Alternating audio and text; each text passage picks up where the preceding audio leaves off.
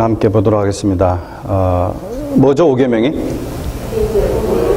네, 우리가 지금 방금 읽었습니다. 읽자마자 바로 이렇게 잊어버리실 수도 있는데요. 또 우리 10계명은 제가 10계명을 다 강의가 끝나면 이제 몇 주 안 남았는데 여러분이 꼭 다 외우시기를 간절히 부탁드립니다. 우리는 이 내 부모를 공경하라는 이 계명을 단지 자신의 그 육신적인 그런 부모만을 생각하는 그러한 경향들이 있죠. 근데 이 말씀은 자신의 육신의 부모만 공경하라는 그러한 계명이 아닙니다. 성경 전체의 맥락에서 볼 때. 그래서 이 제5계명의 말씀은 이 범위를, 육신의 부모의 범위를 뛰어넘는 말씀이라는 것을 우리가 먼저 전제로 생각을 해야 됩니다. 즉 제5계명에서 우리를 향하신 하나님의 뜻은 우리 육신의 부모님뿐만 아니라 부모님 연령 되시는, 나에게 부모님 연령 되시는 그 분들을 공경하라는 것입니다. 그냥 자기보다 나이 많은 사람, 그것을 가리키지는 않죠, 물론. 적어도 자기 부모의 연령대이신 분들을 부모처럼 그렇게 공경하라는 뜻입니다. 또한 그 연령이 아니더라도 하나님의 질서에 의해 가정과 교회와 또한 국가를 막론하여 리더십을 발휘하는 그러한 권위의 자리에 있는 자들을 뜻하는 것입니다. 놀랍게도 우리나라 문화에는 이와 같은 성경적인 그러한 통념이 있어 왔습니다. 전통적으로. 여러분 이런 말을 들어보신 분이 여기에 좀 있을 것입니다. 군사부 일체 들어보셨죠?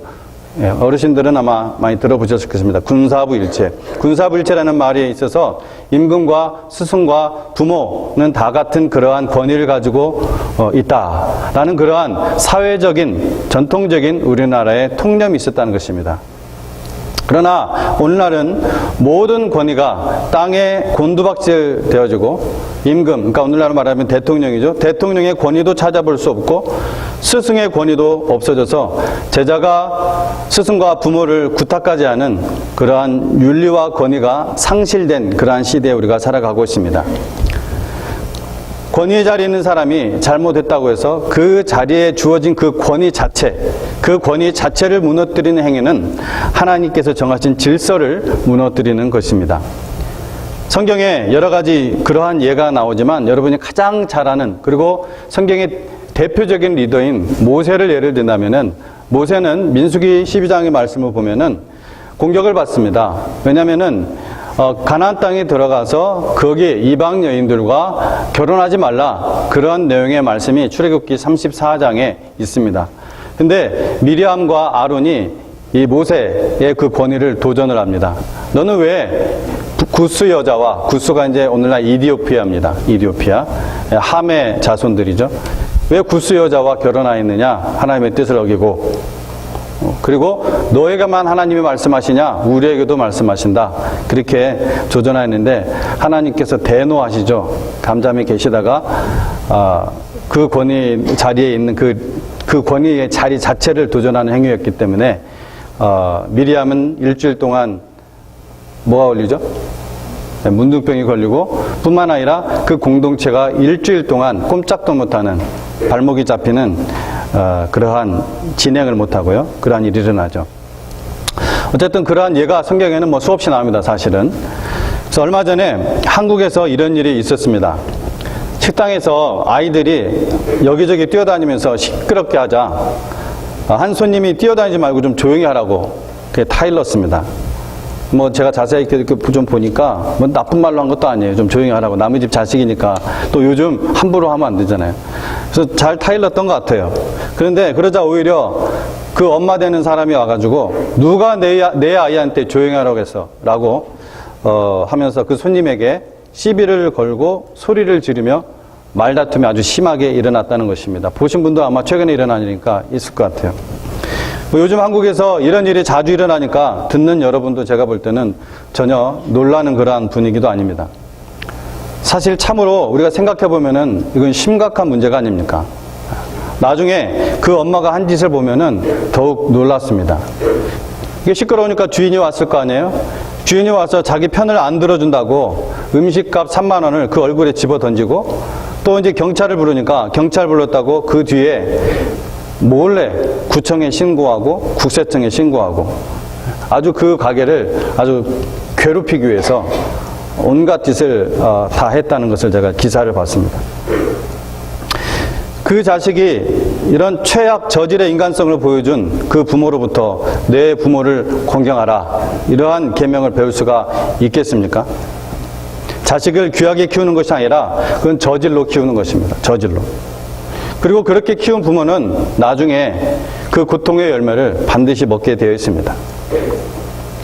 인간이 하나님의 형상으로 회복되지 않은 채 그냥 방치되어 버리면은 이렇게 사회적인 괴물로 자랄 가능성이 저와 여러분에게 누구나 있다는 것입니다. 요즘 너무나 흔하게 듣는 그런 뉴스죠. 근데 뉴스라는 건 새 소식이잖아요. 근데 더 이상 새 소식이 아니죠. 이거는 그냥 일상생활이 데일리 띵이 돼버렸습니다. 일상 다반사가 돼버렸습니다. 적어도 하나님을 믿는 사람들은, 예배당에 발걸음을 내딛는 사람들은 그런 창피하고 저질스러운 짓을 해서는 안 될 것입니다. 자녀를 교회에 데리고 나오는 것은 복음을 듣고 배워서 지옥이 아니라 내 자식을 천국에서 내 자녀를 볼 수 있는 그러한 길로 인도하는 엄청난 일이죠. 하지만 그것뿐만이 아닙니다. 성경에 보면, 에베소 말씀에 보면은 교회는 예수님의 몸이라고 강조를 여러 번 하고 있습니다. 고린도전서에서도 그렇게 얘기를 하고 있고요. 그런데 예수님이 삼위의 하나님으로 존재한다는 것이죠. 아버지, 아들, 성령 하나님으로. 이것은 예수님이 아버지 됐다가 아버지가 성령 됐다 그런 얘기가 아니에요. 삼위가 있습니다. 그러니까 예수님이 공동체의 하나님으로, 예수님 존재 자체가, 하나님의 존재 자체가 공동체로 존재하신다는 거예요. 그러면 교회는 뭡니까? 예수님의 몸이라고 했는데 뭐예요? 우리 자체가 공동체로서 존재한다는 것입니다. 누구 안에서요? 예수 그리스도의 그 거룩한 피 안에서 말입니다. 어떤 주의가 아니라, 어떤 사상이 아니라, 그런 것은 세상적인 정당에 불과하죠. 세상적인 소셜 클럽에 불과합니다. 오직 진리 안에서 우리는 한 공동체로, 한 몸으로 불림을 받았다는 거예요. 그래서 교회의 큰 유익 중 하나가 이 아이에게 사람들과 함께 공동체로서 한 몸으로 사는 법을 가르쳐 준다는 거예요. 누가 일부러 가르쳐 주지 않아도 그냥 저절로 그렇게 배우는 부분들이 있어요. 혈육밖에 없는 자기 집이나 또 세상에서 살기 위해 억지로라도 다녀야 하는 그 학교에서는 내 자녀가 잘 되는 것처럼 보일 수가 있어요. 그런데 그것이 착각일 수가 있습니다. 우리가 사는 세상은 그런 구조로만 되어 있지 않습니다. 교회에 오면은 자기보다 나이가 많거나 또 적은 친구들과 어울려야 하고 엄마, 아빠, 할머니, 할아버지 같은 그러한 어른들을 대하면서 배우게 되는 것입니다. 핵가족, 인터넷, 비디오 게임, 또 스마트폰 등으로 얼마든지 하루 종일 혼자서 놀거리가 생긴 아이들, 전혀 심심해하지 않아요. 그런데 전혀 정상적인 인격조련은 못 큽니다. 장담합니다. 그러므로 예배를 인터넷으로 드린다는 그런 엉터리 말은 존재할 수가 없습니다. 그것은 자기의 죄의식을 달래기 위한 수단에 불과합니다. 여러분, 예배는 결코 수단이 아닙니다. 예배는 우리의 목적인 것입니다. 부모 공경의 원리를 우리가 볼까요? 부모를 공경하는 것은 하나님의 명령입니다. 공경하라, 카베드. 이것은 권위에 합당하게 존중하라. 그 권위에 합당하게 존경하라. 이런 뜻입니다. 카베드. 자녀는 부족하고 못나 보이는 그런 부모라 해도 그 위치가 그 부모를 공경해야 할 위치에 놓여 있음을 망각해서는 안 된다는 것입니다. 십계명에 내 부모를 공경하라고 했지, 공경할 만한 부모를 공경하라, 훌륭한 부모를 공경하라, 너한테 정말 교육을 잘 시켜준 부모를 공경하라, 이렇게 명령하지 않았습니다. 그냥 내 부모를 부모이니까 공경하라. 이런 부모도 얼마든지 실수할 수 있는 분들입니다. 그러나 실수가 자녀들에게 조롱거리가 될 수는 없습니다. 홍수 심판 후에 노아가 술에 취해 벌거벗고 있는 모습을 본 함은 형제들에게 이 사실을 들춰내고 말았습니다. 노아의 아들 중에 셈, 함, 야벳이 있죠? 그 중에 함이 지금 술 취한 아버지가 벌거벗고 있는 모습을 보고서 형제들에게 이 사실을 다 들춰냈어요. 이 사실을 들은 다른 형제 이 셈과 야벳은 이 아버지 그 벌거벗고 그 수치를 보는 것조차 불경스럽게 생각하고 어떻게 했습니까? 뒷걸음질 쳐서 들어가서 그 겉옷으로 아버지의 수치를 덮어주었습니다. 술에 깬 노아가 이 사실을 알고 함은 저주를 받게 되고 뿐만 아니라 자기와 그 후손들이 정복당하고 노예로 지내게 된다는 그런 예언의 말씀을 합니다. 실제로 노예로 지내게 됐었죠. 역사 속에서. 부모가 잘못했을지라도 부모의 권위 그 자체를 침해하고 수치를 들춰내는 것은 성경이 용납하지 않고 있음을 잘 보여주고 있다는 사실입니다. 이러한 참된 부모 긍정의 원리는 어디서부터 오느냐? 바로 하나님을 섬김으로부터 가능합니다. 여러분 정말 부모로서 공경을 받고 존경을 받고 또 여러분 자식으로서 여러분 부모를 공경하고 싶습니까? 하나님을 잘 섬기십시오. 보이는 부모를 잘 섬기는 성도는 안 보이는 하나님도 잘 섬기게 되어 있습니다. 이 명령을 소홀히 하고 안 지키면은 형벌이 따른다고 성경은 곳곳에서 이야기를 하고 있습니다. 그 중에 몇 군데만 찾는다면 신명기 21장 이하에 보면은 패역한 자식이 있어 부모가 징계하여도 말을 듣지 않으면 장로들에게 끌고 가서, 여기서 장로는 그 동네 유지들입니다. 오늘날로 말한다면. 끌고 가서 고하게 한 뒤에 성읍 모든 사람들이 돌로 쳐 죽이게 하라고 하나님은 명령하셨습니다. 하나님께서는 이 부모의 권위에 거역하는 자를 미워하십니다. 물론 신약시대에 들어와서 이렇게 하지는 않습니다. 만약 이 율법대로 따른다면 주일마다 세상의 어느 교회에서는 돌로 쳐 맞아 죽일 자식들이 나올 겁니다. 그러나 신약시대에는 신약시대의 교회에 주신 법이 있습니다. 그것이 바로 예수님께서 마태복음 18장 15절 이하에서 직접 말씀해 주신 교회의 칠입니다. 내 형제가 죄를 범하거든 가서 너와 그 사람과만 상대하여 권고하라. 만일 듣지 않거든 한두 사람을 데리고 가서 두세 증인의 입의 말로 말마다 확증하게 하라. 그래도 계속 부인하고 말을 듣지 않는다면은, 변명한다면은, 만일 그들의 말도 듣지 않거든 교회의 말하고 교회의 말도 듣지 않거든 이방인과 세리같이 여기라. 뭡니까? 출교시키라는 것입니다.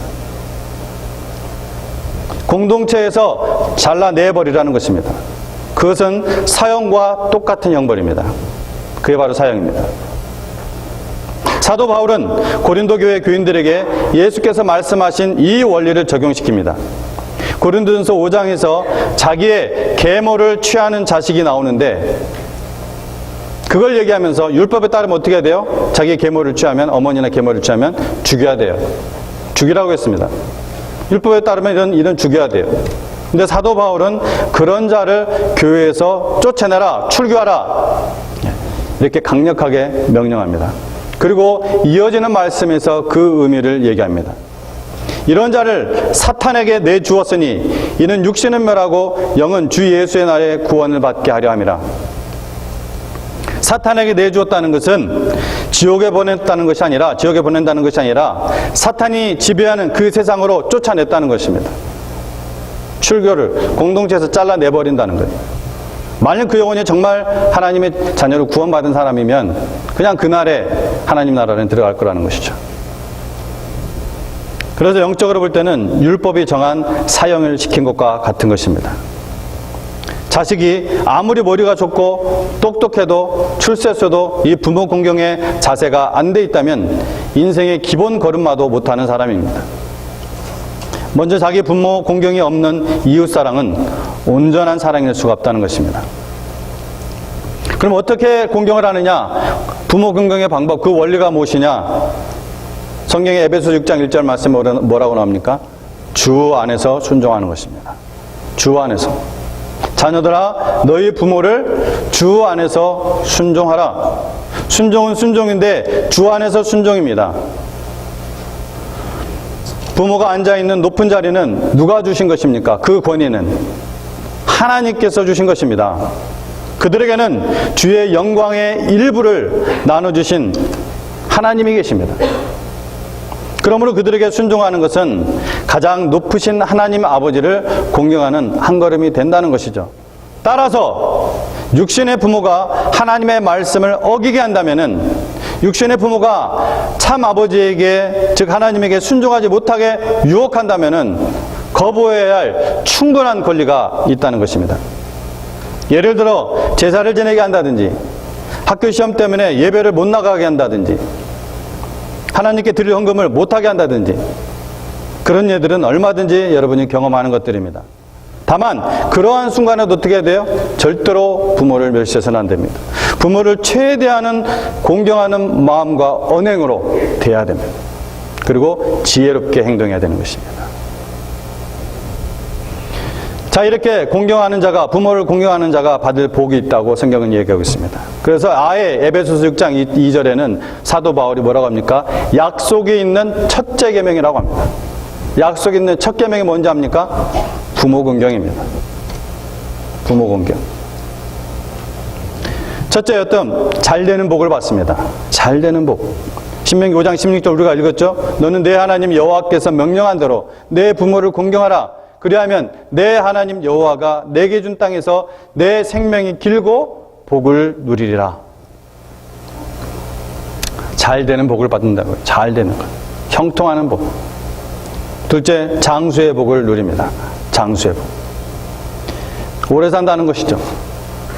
여러분, 오래 살아도 복되지 못한 사람들이 있습니다.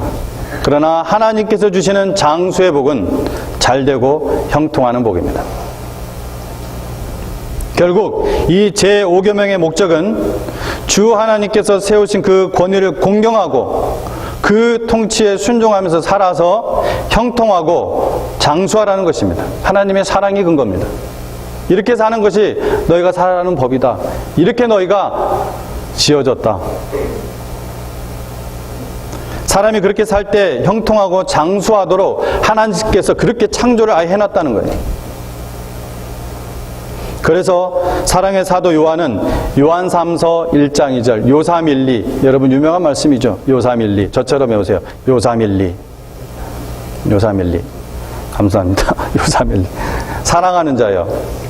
그 다음 뒤에 볼까요? 내 영혼이 잘됨같이 내가 강건하고 범사에 잘되기를 내가 간구하노라. 사랑하는 자여, 내 영혼이 잘됨같이 내가 범사에 잘되고 내가 강건하기를 내가 간구하노라. 저도 이 말씀 참으로 좋아해서 누군가를 축복을 할 때, 축복의 어떤 카드를 보낼 때 이 말씀을 제가 자주 인용을 합니다. 자, 근데 우리는 이 말씀에서 형통과 장수만 보려는 경향이 있어요. 그런데 여기 중요한 전제가 있습니다. 중요한 전제가 있어요. 그게 더 중요해요. 하나님 입장에서는. 뭡니까? 내 영혼이 잘됨같이, 내 영혼이 잘됨같이 그러라는 거예요. 사도 요한은 영혼이 잘되는 것이 무엇인지 바로 그 뒤에 말씀하고 있어요. 요사밀리 다음에 이어서 얘기를 하고 있어요. 여러분, 내 영혼이 잘되는 것이 무엇인가? 사도 요한이 바로 그 구절에서, 그 맥락에서 설명하는 것을 보아야겠죠. 그래서 무엇인지 압니까? 그것은 진리 안에서 행하는 것입니다. 내 영혼이 잘 되는 것이 뭐라고요? 진리 안에서 행하는 것이 내 영혼이 잘 되는 것이다. 사도 요한은 그렇게 얘기를 하고 있습니다. 진리, 즉 하나님의 뜻대로 순종하는 자가 영혼이 잘 되는 것입니다. 하나님의 뜻, 하나님이 세우신 그 권위와 통치 안에서 살아가는 자가 형통과 장수의 복을 받는다는 것입니다. 여러분의 부모님을 공경하고 섬기십시오. 교회와 공동체 안에서 부모님 연배 되신 분들을 공경하고 섬기십시오. 부모된 자는 부모로서의 신앙을 보이시기 바랍니다. 하나님이 세우신 그 권위와 질서에 순종하여 여러분에게 범사에 잘되고 강건하는 그러한 복이 있기를 예수 그리스도 이름으로 축원합니다. 함께 기도하겠습니다.